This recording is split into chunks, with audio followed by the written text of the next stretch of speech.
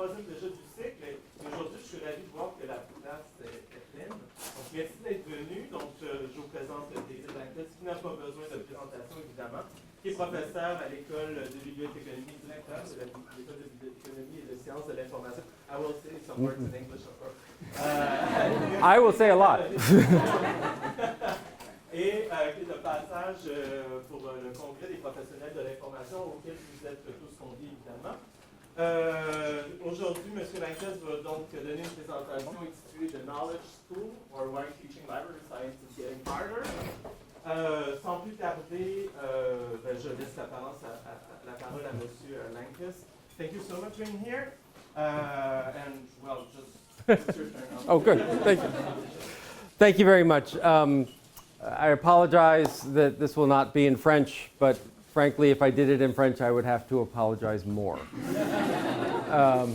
And so, the slides are a second. Thank you so much. Actually, this is better turnout than I get from students in my own class. Perhaps I should work on teaching in another language. That would help as well.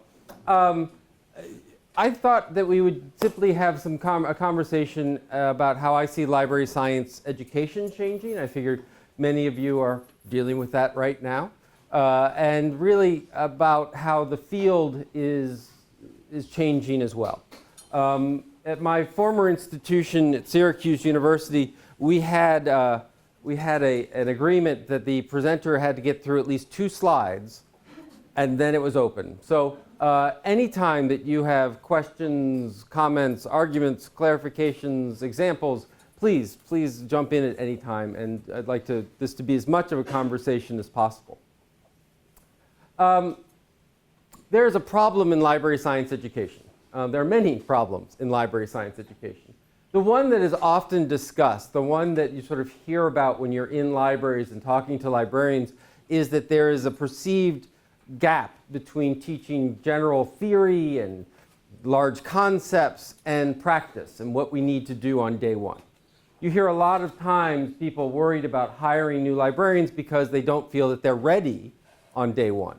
And many libraries feel like we've sort of shifted a lot of the responsibility for teaching new librarians to the libraries. But I'll tell you that actually that's really not the problem that we're facing. It's a reality. It's something that we need to discuss. It's always been true. But that's not the fundamental problem. The fundamental problem is that the nature of libraries and information organizations themselves, they're changing. They're changing because what we have begun to do, discover, teach, think about, demonstrate, is that for a library to be truly successful, public library, academic library, school library, special library, that we must shape the library around the organization, not train the organization how to use us. I remember in the past having conversations with law librarians. And the question was, how do you set up a law library? And the director of the law librarian was saying, you make it look like the library they're going to get when they graduate, back in their law practice in government. And said part of their job was to train lawyers on how to use a library so that when they got their job, they would be ready. And so I began asking them, we're training them, but is that the best way to do it? Shouldn't we be sort of supporting them, providing service to them as opposed to training them? And there's that idea. I mean, how many, in the United States, if you say you're a librarian, the first response you'll get is, oh, the Dewey Decimal System. I mean, it is remarkable how an anti-Semite misogynist from the turn of the century has become the thing people remember about our profession. And you ask, why is that? Why, when you ask a mature adult, do they say Dewey? Because most of their experience in grade school libraries was teaching them the Dewey Decimal System. And it wasn't a pleasant experience, and they remember it, right? So they remember numbers and dots and letters and all this other stuff. They can't actually use it, but they remember there was this thing called the Dewey Decimal System. Right? Well, these days, what's happening is that libraries are becoming more diverse, hopefully someday in terms of their personnel, but at the very least in what services they provide. What is core, what is not core? How do they prepare something? And what we're finding is that, a library, we used to talk about public libraries. So how many amongst you see yourselves either currently in or going into public libraries? How many in academic? Do you do school libraries here as well? Very good. Welcome. Yes. The idea was, well, we'll teach you to be a public librarian. So the first thing you need to know is that there are public services and there are technical services. And technical services include cataloging and include copy cataloging and collection development, sometimes interlibrary loans, sometimes that's right? And it's like we do this blueprint for you. And then you go into a library and you say, where are the technical services? And they're like, the what? What's happening is that a library, an urban library, the Public Library of Montreal, is a very different public library to work for than a very rural library, right? A library in Canada can be very different than a library in South Carolina, in France, etc., right? Some are places where they really prize literature and literacy. That's the tag they take on. And some it's about maker spaces and co-working. And some are all of those things. But the days when we could just say, you are going to be a public librarian, this is what you need to know, so that on day one you begin it, is going away. The really great public libraries these days, places like Dockwand in Aarhus, a local in Tilburg, the San Giorgio Library in Pistoia, Italy, they're amazing libraries and they look nothing like each other. And what's also, in fact, that's why they're amazing libraries, is because they look like they're communities. And you even get things like preparing people for special libraries. So the Vatican Library, people go, oh, I'd love to work in the Vatican Library and I'd love to work on the manuscripts. Most of it's in there working in their petabyte data center, where they have stored manuscripts from around the world. Do we teach every librarian to manage and maintain a petabyte data center? Right? This is the problem that we have. So the answer is that no one school can prepare all librarians for all library situations.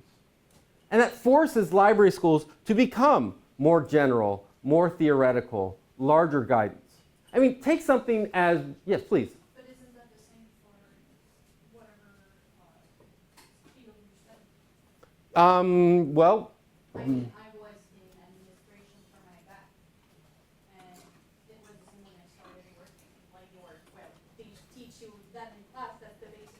When right. you're on the field, it's not the same. Right, and a lot of fields are like that. But the difference is the relationship that we have between the profession and the library science schools are very different, not in all fields, but in most fields. For example, there really is, there was a long time that if you wanted to be a library school professor, you were supposed to have at some time worked in a library.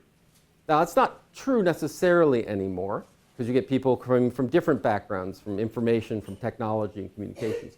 But there's, the profession accredits library science schools, so there's a direct connection there. The other thing that's very different is, unlike many other professions, there isn't actually a requirement for continuing education in librarianship. Right? So you go, you get your first job, congratulations, you're a librarian. In 30 years from now, when you're the library director, congratulations. You could have done that with your only education was 30 years ago here. Now, I'm sure this is a wonderful education, don't get me wrong. But think about 30 years ago compared to today, what the differences are and what you need to encounter. And so, in many states down in the US, if you want to be a barber, cutting hair, you have to get a licensure renewed every so many years. There's actually a higher requirement for people cutting your hair than serving your information needs. Okay? So that's a difference that you run into. In medical, in physical therapy, in law, there are requirements for continuous training and certification that we don't currently have. So I don't disagree that you're right. Many of them we start. And actually that is part of an issue that we're facing in higher education. The higher education model is a commencement model. That is, we give you a diploma to begin something. Right? You get your degree in engineering to become an engineer. You get your degree in teaching to become a teacher. And then that runs out. And so you go back and you get your master's degree, and that sort of moves you into the next phase. And then that runs out. And then if you're foolish enough to get a doctorate, you're beyond help. But there's an old joke, which is the thing that you learned in grade school will last about 300 years. The things you learn in high school will last about 50 years. The things you learned as an undergraduate, about 20 years. The things you learn in a master's, about 5 years. And the thing at a PhD, you are out of date by the time you finish your degree. Okay. So, but take something like cataloging the metadata, right? It used to be an easy area. This is MARC. This is, for us, AACR2, or this is the Dewey Decimal Classification System, or this is, I apologize, the French version of, say, the Anglo-American cataloging rules. Really? Okay, sorry, you're stuck with it. Right? Right, but now, with the introduction of things like RDA and Ferber and Dublin Core, and larger, what we're looking at with things like the semantic web and folksonomies, MARC and DDC, they're just examples. You're going to go into if you're going into an archive, or you're going into a really specialized area, you may be developing your own schemas. You may be, these days, III, Innovative Interfaces, has announced that their roadmap of their development for their cataloging system does away with MARC. They are abandoning MARC. The reason they're abandoning MARC is they just have a database on the back end. They can export it to whatever you want. Do you want us to export it to MARC? Do you want to export it database to database? Whatever you want. And so these days, if we're teaching you these things, they're examples. And even in cataloging, if you're going into many settings, you're going to be doing copy cataloging anyway, and you're probably not going to spend that much time with these rules to begin with. So this comes from an increased focus on community, right? What do we call them? I won't spend too much time on this. Are they members? Are they users? Are they customers? Are they patrons? We see this in the emergence of things like design thinking, in user experience and user experience design, in data-driven personalization. What we're seeing is the tools and where we're going in terms of research and scholarship and education is no longer about teaching you how it is or teaching you the standards. It's about teaching you approaches and general concepts. That's not because the professors haven't worked in a library in 30 years. It's because the nature of a library is changing. It's going to change every day. It's going to change week by week. And you're going to be called upon not to simply do the same thing for the next 20 years, but to invent the next thing. I had a colleague, and they used to talk about the spare parts model of librarianship. That is, the reference librarian died, wheel the reference librarian out from behind the desk, and wheel a new librarian in front of the desk, because they're interchangeable parts and pieces. Quick story. My first year at the University of South Carolina, we have an undergraduate program in information science. Information science suffers from the exact opposite problem as library science. When you tell people that you're a librarian or trained to be a librarian, oh, you must love to read. Right? Oh, we still need those. Oh, you have a master's degree, right? People have a very concrete, completely wrong image of what a librarian is. Information science is exactly the opposite. Oh, you're in information science. I would go to doctors. What do you do? I'm a professor. Oh, in what? Information science. Okay, and so we had to try and figure out a way of recruiting undergraduates, right? 18-year-olds to come and get this information science degree, and we were having a meeting, and someone finally said, oh, what you're trying to train are geeks with social skills. You should have seen every faculty member in the room looked at each other like, yes! I finally have something to tell the doctor. What do you teach? Information science. What's that? Geeks with social skills. I like that. Okay, by the way, I have no idea what they're hammering on when they're doing this. But, and all right, so the story, so that became, I have stickers, it was great. And I'm in a building right on the main campus, and it was built in the 1800s, and it's got these massive columns. And by God, I was going to print out, 18-foot high banners of, well, geeks with social skills, welcome. So I told this to the provost, and the provost said, perhaps you could run that by the engineering school. And I quickly learned that they deal with geeks without social skills. So we ran it by them, and they said, and everyone was like, fine, fine, but the dean said no. I mean, to the point where the dean's like, look, if we need to, I said, well, geeks, in our field, geeks is a good thing. It's good to be a geek. And he said, well, if we're going to argue about the definition of geek, we can take it to the provost. And I'm in this job for 2 months. All right? And I'm just seeing me and the dean of engineering sitting in the provost having a lexicographer's debate among geeks. Well, here, this is literary warrant. This is, anyway. But he made this great point. He said at the end, the reason he didn't like it was in his field, geeks became a way of dehumanizing engineers. That with outsourcing and with all these kinds of things, what they would say is, here's a project, throw a few more geeks at it. Oh, we'll move the geeks over here. And it became a way of not dealing with them as professionals. And I hate when he made it that point, because I really wanted my banners. But it didn't go up. Anyway, how did I even get on that topic? I don't remember. So the point is, the focus is now on the community. The focus is what we're doing. It really is changing how we think. The other fundamental change that's going on in library science education, if you don't mind, I'm going to attempt to transfer. Still all right? Let's assume it is. Okay. Is that we now have to teach library and information science in a world of post-neutrality. The core concepts of a static world, the core concept of librarianship of being objective, this core idea that librarians are somehow neutral agents in a community is dead. I mean, yes, I said that in my book. I understand some of you have been forced to read it. I'm sorry. But even like the Library Transform campaign that the American Library put out there, right? Because transformation is essential to communities we serve. Well, you can't, as a librarian, say, you are here to make a community better, and simultaneously say you're neutral, right? Because better is not a neutral term. It means that you have a sense of worse. And so if we, and you're going, well, but yes, but reading, come on, it's literacy. Who's going to take? A lot of people, actually. I mean, right? If you want to rule a country, the goal is not to teach people to question you and literacy and how you do literacy, right? The idea is to create it as a skill, and the skill is this level. There's a lot of stuff that the idea of lending books, right? Socialist garbage. Now I'm in Canada, so I realize,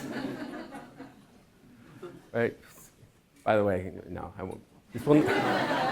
This will not be a political conversation in which we will all agree. Right, but this idea of how do we teach this in a neutral world? Back to that cataloging thing of DDC and those come with choices. Do you take this book and this book about, a children's book about my two daddies, is that a children's book? Is that religion? Is that sociology? Is that, controversial topics? You can't say you've made a neutral choice of where you put things. And so we're realizing that. We've always known it, but now we're saying it out loud. And we're really using it to question a lot of our fundamental identity as librarians and information professionals. To say you treat someone in an unbiased way is wrong. You can't. So what does it mean? And I put the other things up here because this isn't just on libraries, but in the more information science side, in computing and user interface design and data and big data and data design, this is encountered as well. I mean, you get books such as Algorithms of Oppression, talking about image searching being skewed by the data they're pulling up, talking about Twitter and tear gas, the power and fragility of the network protest, considering CritLib. We're seeing this all over. Even SIG-Chi, computer-human interaction, huge group of people working in interface design, information retrieval, computing side. They now have special interest groups in critical theory and critical analysis. Right? We're seeing over and over again Facebook and Google and Twitter being brought to task for not being objective. Right? Well, they can't be. And we all wonder and enjoy the whole world when, did anyone see the racist hand soap dispenser? What? See, this is my job. I just look for fun stuff. Company makes hand soap dispensers. It's like you've probably seen them. You just put your hand under it, boom, here comes the hand soap, right? Company comes out with a new AI-driven hand soap dispenser because one of the problems, I know, yeah, you're sitting there going, come on, Dave. And I'm like, yeah, I know. But the idea is, if you're in an airport or when they're in public, it matters in terms of dollars and cents of how much soap you're going to put in, whether that thing truly detects and understands that's a hand underneath it. Is that a coat that brushed underneath it? Is that a piece of wind? Is it a shadow? Right? So the idea is that you design it with lots and lots of input so that it is more precise. And then what happened is when they installed it in a bathroom, an African-American gentleman tried to put his hand under it and no soap came out. And he had his white friend put his hand under it and soap came out. That's bad. That's true. That's very good.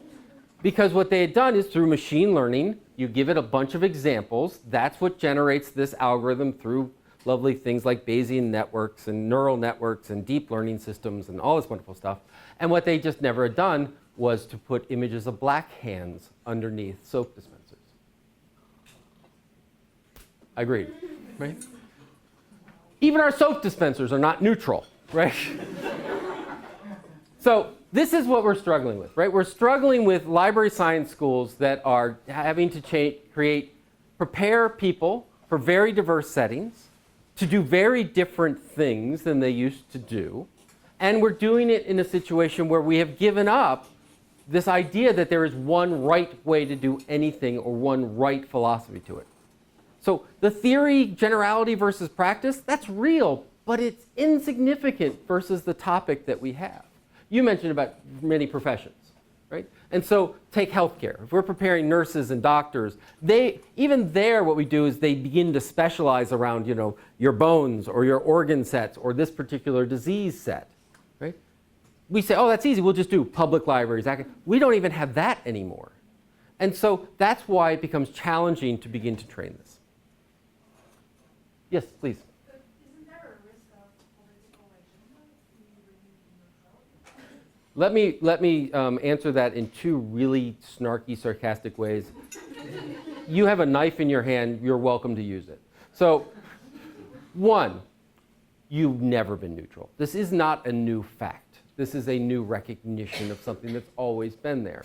We know that, for example, and I'll just pick on the United States because we're so easy to pick on, that institutions of librarianship, particularly public librarianships, represent, and this is a word that usually triggers certain people, represents a concept of white supremacy.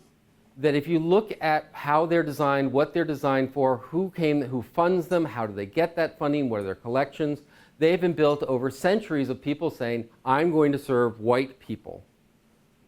I mean, sometimes literally, back in the days of segregation, we will only serve white people. And so we look at the diversity of the collection. We look at the representation of materials. You look at different services. You look at the fact that we are an 80% female profession and overwhelmingly white. And so we're having trouble bringing in people, African American, Latino, natives, et cetera, coming into that because there are lots of structures that we can't see that set this up. So one, we've never been neutral. The second part of that about politics is the distribution of power in society. We're in the politic game. If you say that I want to teach, once again, good old, as wonderful and wholesome as I can do, we're going to take fifth graders and we're going to teach them STEM disciplines. We're going to do science stuff and whatever. Okay, so you're not going to teach arts? Or we're going to teach them literacy and how to read. Okay. What books and materials are you going to use? Who are you going to do that? Are you going to reach out to the people who don't come into the library? How are you going to do literacy settings? You can't do everything, so we've always made a choice.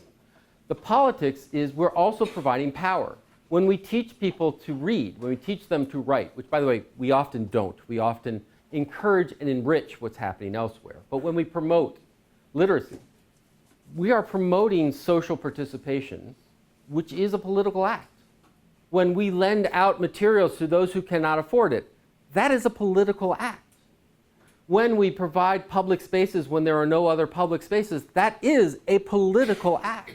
And while the politics and the power may be one of which the majority agree to, so we don't see it that way, it took time for the majority to understand it.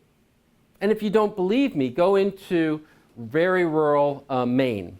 Maine, in your southern neighbor, has some of the most rural counties in the entire United States. They regularly vote not to create libraries. We've found in Illinois, there were several campaigns where right-wing and libertarian rich people put together campaigns to not fund libraries and to take out library campaigns because they felt it's a waste of taxpayer dollars. Or it's taxpayer dollars used to indoctrinate people in certain ways. Really? Well, but this, I come back to this. So let me give you, I hate to pick on you, but once again, you have a knife, so you're armed. You live in South Carolina, congratulations. Next, an organization has asked to rent your public space, which by your policy, they get to do. In that public space, they are going to do a drag queen story hour. They are going to bring in men dressed in drag to read books primarily geared towards the youth. Political act? Yes. But whose political act? It's not the library that's putting it on. It's the library's space that they are adhering to a policy to allow them to put it on. Is it still a political act? I'll tell you, the answer is yes. The reason why is because even though you do it, after it happens in their counter-protests, librarians get fired. They begin to propose new laws and new policies to prevent anyone taking those rooms. There's a lawmaker who goes before the South Carolina House and say, you will not get any state funding for your library if you host these things in the future. Which luckily he talked to a colleague who was a lawyer who said, please pass that. I'm looking for a lot more business to sue the county on, so that would be great. That idea of open meeting spaces, that idea of literacy, that idea, those are political acts. We are formed. I mean, the United States, and to a large degree the Canadian public library world, was formed out of social movements. It was formed out of two primary social movements. The first was women's suffrage, where women felt they needed power in government. And part of what they did with that power and part of why they wanted that power was because they then passed things like public schooling and the requirement and ending child labor. The concept we have of children today, of being a protected class that are learning for a certain age before they ever think about a job, is an invention. It is an invention of a society. If you had talked about child labor acts in the 1500s, people would have looked at you and said, yes, they need to act more laborious. Make them do more.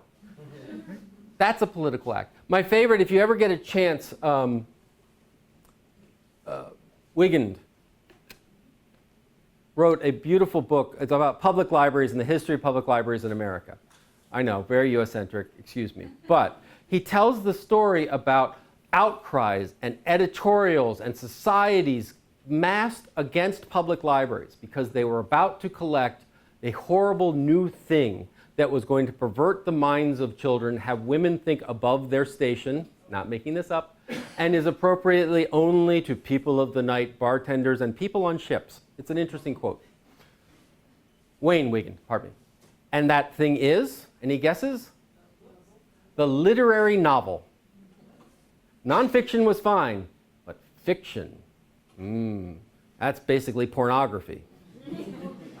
Now, why I point that out is today, having that level, having us sit here and go, really?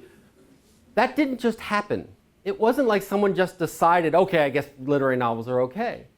It took activism on the part of libraries to make that happen. They still collected it. They responded to it. They built coalitions and consortia about it. The reason we look at the services we offer today come from social action. They come not from neutrality. There is no neutrality. We choose how we use resources. All right. Now, a lot of this requires a new way of thinking, and it requires a new sense of a school of thought. So a school of thought, we'll talk a little bit more, but a lot of how we think of libraries and information today come from these two gentlemen. The first is Melville, good old Mel. Melville's view of a library, though, many people don't quite understand what it was coming from. His primary goal was efficiency. When he looked at the Dewey Decimal System, when he looked at standardization, because remember, Dewey wasn't only just about the decimal system, which came to him, by the way, as a vision from God. That's what he said. He also was into metric, the metric system, and it clearly worked well in the US, right? And spelling. Anyway, he wanted to spell everything different, which is hilarious because if he had his choice, he would have spelled his name DUI. And in the US, that's a very different thing to be a DUI.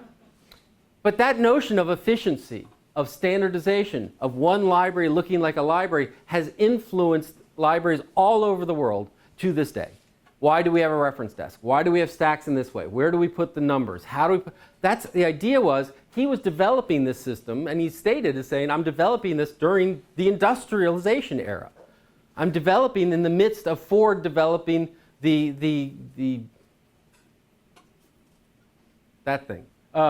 Mass production and the production line and all these things, pardon me. Right? He felt if libraries didn't standardize, didn't create industrial level scale, they would be put out of business. They were too expensive. Right? It's the same reason that our school systems in the United States and once again many parts of the world are an industrial system. Load you all up like this, put this up here, and then drop knowledge into your buckets of knowledge in your head, and then get the next group in and the next group in and the next group in. So how many times in your classes have you heard best practice? How many times have you heard this is the XYZ declaration, this is the standard, this is the theory? That comes from the idea that libraries need to be the same so they can be scaled, so they can be cheaper, so that they can have a larger footprint. In information science, this is Robert Taylor. You probably haven't read much of his information science work, but you may have run across his question negotiation paper in 1968. This paper is so fundamental to much of information science that I know professors that name like pets after Taylor 68. I know someone who has a cat named Taylor 68. Not quite to a child yet, but it will happen. Bob Taylor, who worked for the Rand Corporation, who during World War II was he was a spy. He was part of the information office, which shaped his idea that information in and of itself was an asset. Went to the Rand Corporation, was a public library director, and then they brought him to be the dean of Syracuse's School of Information Studies, he's the one who changed the name from the School of Library Science. He's really the idea that knowledge that information's an asset. You can manage it, you can manage the people, you can put cost around it, you can talk about its efficiency. And this shape of an information angle to this day permeates the way you think about libraries and information science. If you say, my job is to inform people, that comes from this view. The idea that you can inform someone is different from teaching is from this view. This idea that things can be neutral and can be scaled and can be measured comes from this ideal. This is very much a school of thought. So what is a school of thought? By the way, how long am I going for? You still have,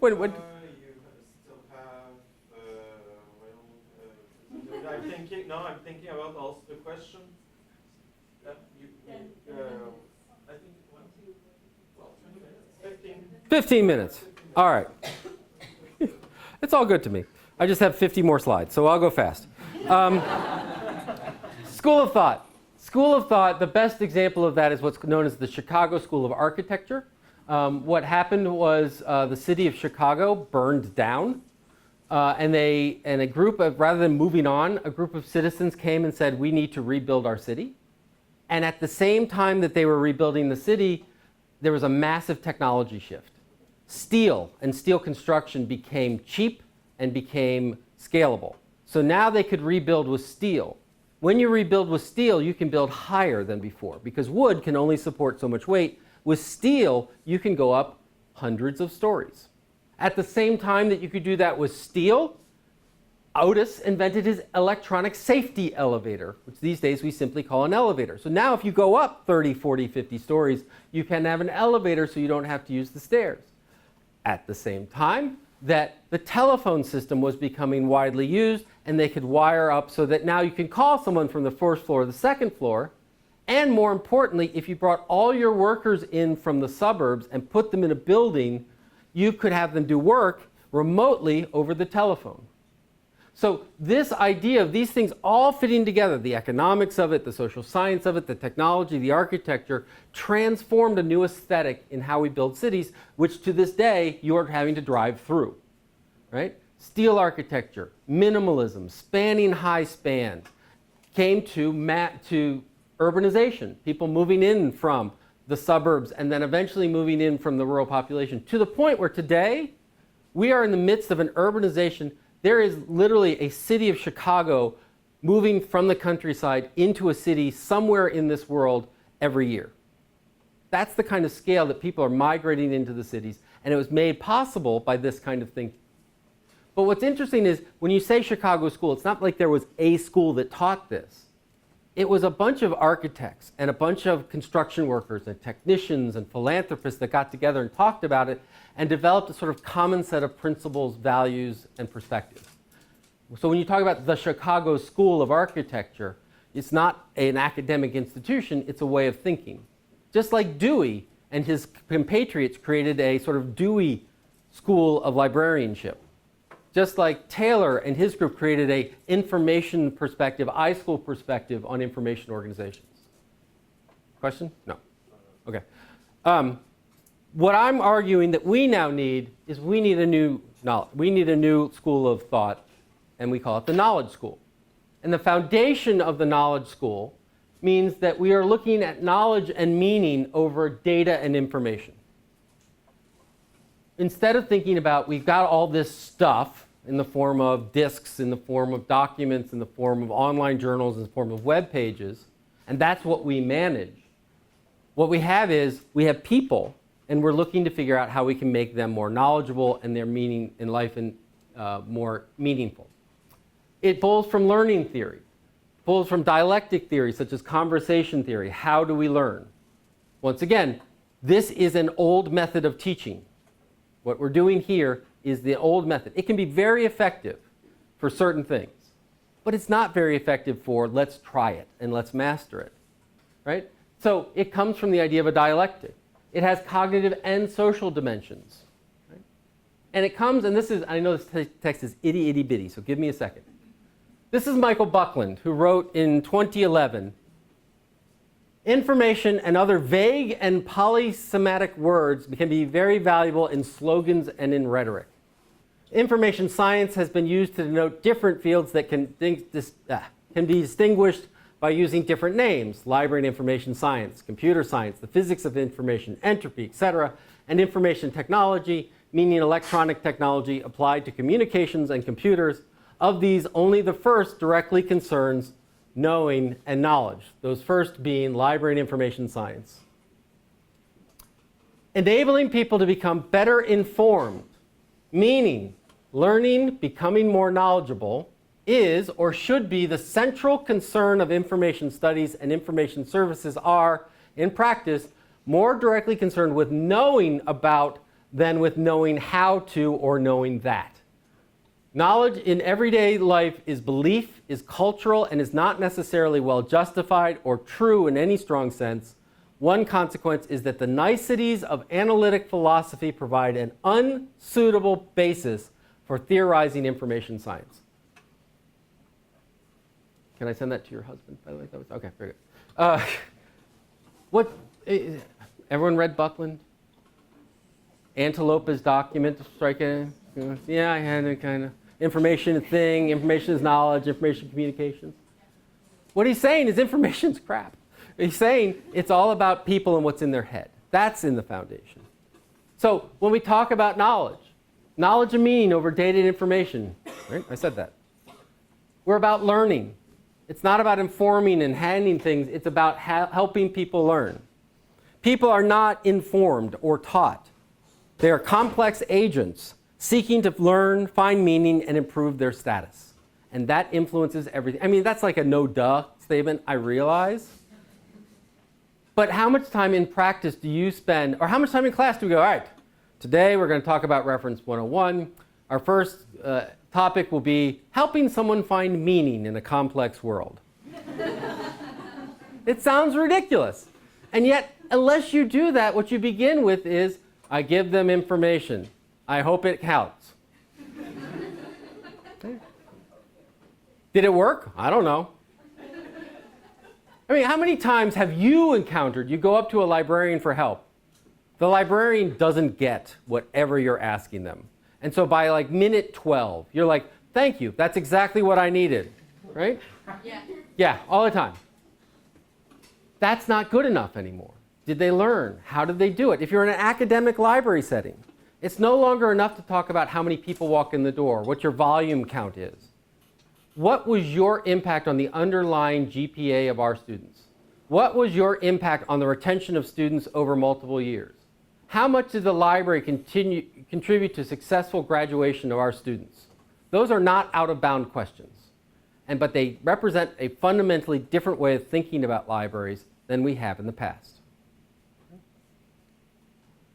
Foundations of this new knowledge school. It's about community and aspirations. Our ultimate success is in the achievement of others. I can't tell you how good of a librarian you are until I can find out how good these folks that you helped are doing, how well your community is working, how well your students are learning, right? We're talking about members, not users. We don't want to be in a transaction where people come in and say, here's a question, here's an answer. Many of my early studies were around digital or virtual reference, how people answer questions online. We want to develop a metadata schema in which we could catalog, if you will, people's questions. And so we started with fields like question, answer, thinking, how hard could this be? If you've ever worked a reference desk, or I don't know, ever talked to another person, you realize they don't ever really ask a question that way. It usually starts with things like, hi, how are you? Are things well? You know, I'm working on this, and and then they finally get to the question somewhere deep into it. I had someone once describe the reference interview as putting a patron on the rack until they tell you the truth. Or my favorite, I like to pick on the Europeans. Whenever I'm presenting in Europe, it's how Europeans ask questions. That is, after your 45-minute presentation, usually an older, respectable gentleman will stand up and for the next 20 minutes lecture you about his latest invention, and the question will be at the end, which is, aren't I smart? Right? So, Really? Really? Oh God, yes. Yes. Not everyone, not all. I mean, there are some good Europeans. Don't get me wrong. Talk about a Trumpian statement. I mean, they're not all murderers and rapists. Anyway, it also creates a false producer-consumer dichotomy. We like to think of them and us, librarian and poor soul who needs our help, right? And yet, we really do need to look at how do people participate, create. It's about people over institutions. And this is something I think, this is the next really, really, really, really hard thing that library science educators have to take on in our curriculum. We have to turn you into thoughtful practitioners. You are the key asset. Now, I can teach you how to answer a question. I can teach you how to catalog a book. I can teach you metadata. I can teach you HTML. I can teach you services. What I have yet to figure out, and we need to, is how do I turn you into a thoughtful person? How do I turn you into a person who on a regular basis questions your own ethics and values? And is, what's that? More classes in philosophy, yes. But actually, yes. Do you have a class in ethics? Nope. Neither do we. We should, but we don't. Do you have a class in psychoanalysis? We should. You should, because you're crazy. No. No, it's fun. Right? But that's the idea, is that how much time do we teach you skills about the materials, or the building, or even the person walking in the door, and how much time do we spend teaching you about you?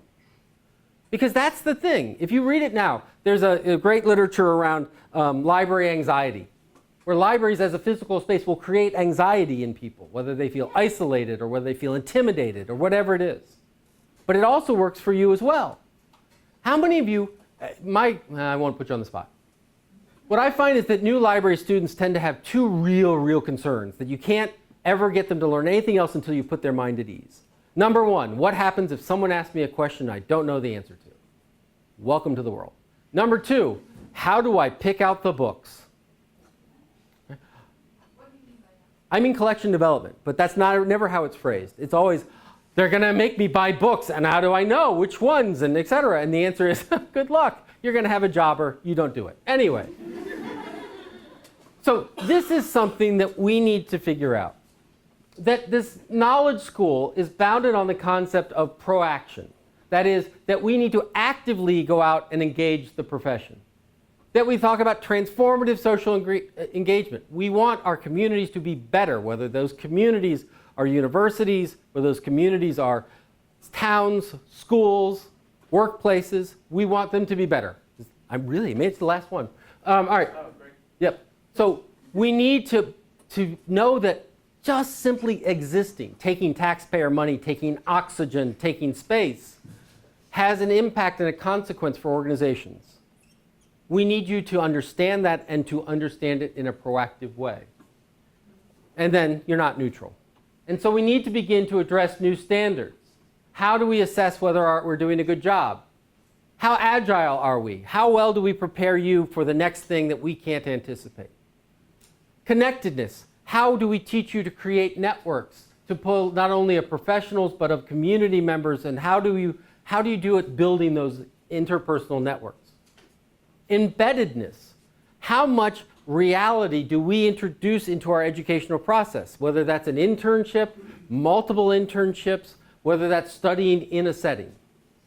And resiliency. How prepared are you to encounter a community that has very, very odd ideas about what to do with public bathrooms? The number one reference question has changed from where's the bathroom to have you seen my USB drive? And the number one scariest thing you hear is there's been an issue in the bathroom. How resilient? So, knowledge school. How do we build a new way of thinking about libraries and information which is not based on standards and materials and books, but is based on impact and people and communities? Questions, arguments, thoughts? En français aussi. Mais quand même, il n'y a pas de problème. I know you don't want to go political, so it doesn't have to. I'll go. I just feel like we have a little peek of how hard the library job is in the United States. I'm just curious of how different it is from here in Canada. Unfortunately, I can only answer half of that question. The library, so first of all different kinds of libraries, but let's take the public library as an example. The public library in the United States is formed around the concept of community ownership. And so they're charters. Usually a state will charter a local community. That charter gives them some independence, and they will be governed then by a board of trustees. Some are governed by a mayor, some are governed by county officials, but a lot of them have this board. That process of appointment to the board, of negotiating with the board, of discussing with the board, is in and of itself a discussion. There's a great, if you're interested in sort of political librarianship, great group called Every Library. It's literally a political action committee formed for libraries in the United States. And John Kraska, who heads it up, has a great sentence. He says, for 364 years, a public librarian is that wonderful public librarian I love. And for one day out of every year, they're a politician asking me for money because they're budgets that are voted on. And so understanding that they're part of a political process is in that. Many frontline librarians aren't actually dealing on a day-to-day basis with, say, the politics, but then you run into Drag Queen Story Hour. There are many librarians that in that library didn't seek to create controversy. Once again, it wasn't even their program. They simply said, this is the policy, you match the policy, this is the room. They did their job.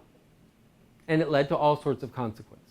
And so, but you must have similar stories here of, malfeasance or controversial topics. I mean, I do pay attention, I apologize to the Toronto folks, but if you guys get to pick on Trump, let me take a moment to pick on Premier Ford. Yeah, well, I know, but it's still your country. You can't.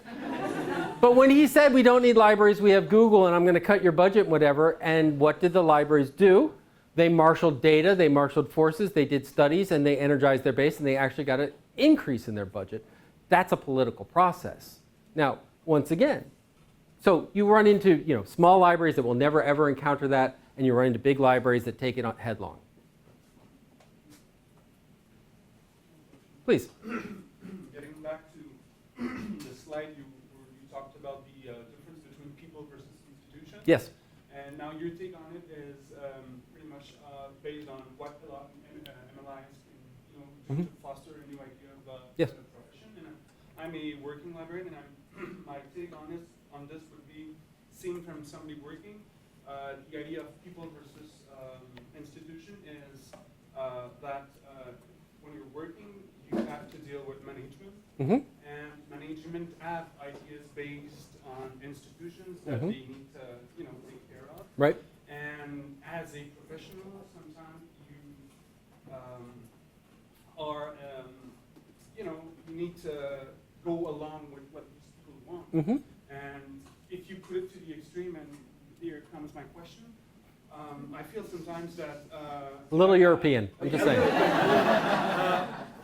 Sometimes I feel that the profession is being hijacked by management, and I was wondering, what can we do about this? So the first part is to recognize that management is people, right? And I say that because oftentimes you encounter, this is the idea of thinking institutions versus people, which is as an institution, it's you versus the institution. And there's some depersonalization that occurs there. But when you realize that they're people as well with their own agenda, then it changes how you do that reaction and that connection back and forth. Bob, anyway, former state librarian of Texas was in a hearing with state legislature. And the state legislature was saying, we want to give you money to go help these local libraries build and renovate their buildings. And the state librarian said, we can't do that. By legislation, by the law, we can't do construction. And the legislator looked at him and said, son, we write the laws. The point of that being that you're absolutely right. The management is oftentimes seen as a set of policies, as a sort of institution. And yet, those policies, those institutions, those perspectives are created out of people's desires and feelings of comfort and what have you. And unless we begin interacting with them on that interpersonal level, we're going to have problems. In being hijacked by management also comes from the fact that I've met way too many great librarians that do not want to be promoted because they'll become management. And they're doing two important things at the desk.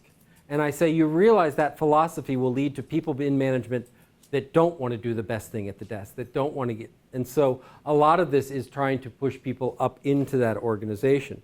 And I have to say, just to pick on my European friends again for a moment, but in a positive way, there used to be a bunch of crazy folks running around talking about participation. I mean, I'll blame Wikipedia as an example, right? It used to be a bunch of librarians saying, Wikipedia is evil, it's horrible, why would you use this?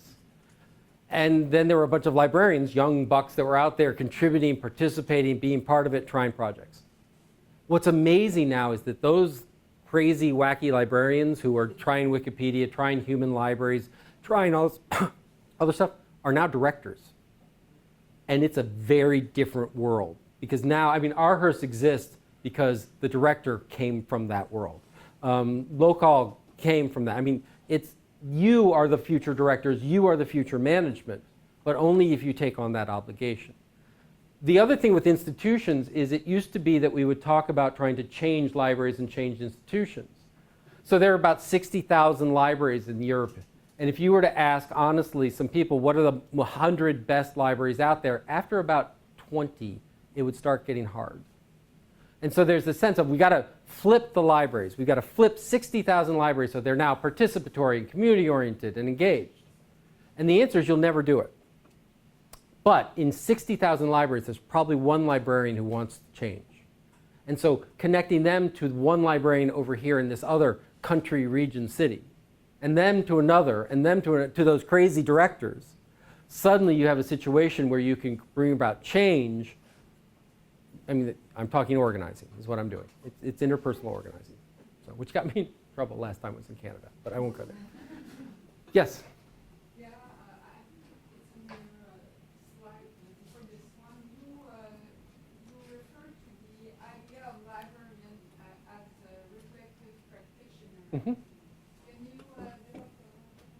Well, that's back to this idea that here's one of these, probably here. Okay. Yes. So the answer is.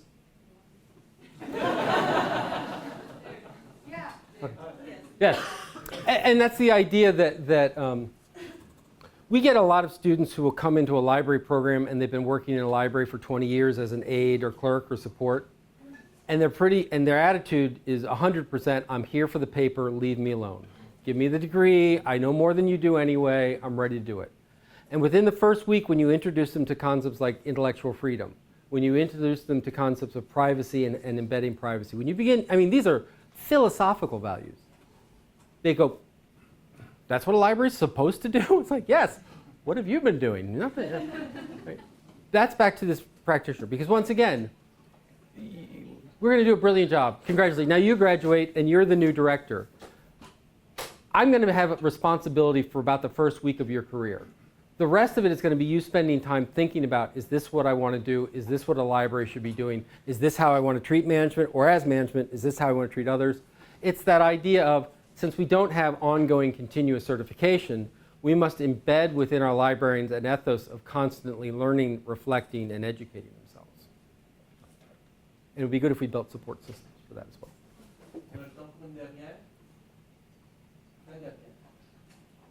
I work in an academic library, and next week we're going to meet the board of directors of the school, and they're going to ask us in the strategic planification of the school, what are the opportunities to seize within their institution, and how the library can help them. Do you have any suggestions for us? I'll give you a really specific one because people are clearly trying to get in. Academic libraries. The university is a data-driven organization. No, let me rephrase that. Universities want to be a data-driven organization to, frankly, an ill extreme. But the data that they are working on in terms of class sizes, faculty output, student performance is horrible data. That it's being input by multiple people without common definitions. And we're talking data hygiene 101 librarianship style. And they're creating these economic plans, strategic plans, they're coming with reimbursement, and they're doing it on bad data. Librarians need to step up and say, if you want to be an efficient organization, if you want to use data to drive the future of this organization, you have a data problem. And the solution are people who know how to create, maintain, and enhance clean data. That's librarians. So a very specific new role that I think you can pitch to them. I mean, there's all about student access and student learning, student support. That's great. We've made those arguments. They're out there. But the one area I think we can get a lot of traction on is you are looking to make a strategic decision based on bad, faulty data, and we are the data people who can help clean it up.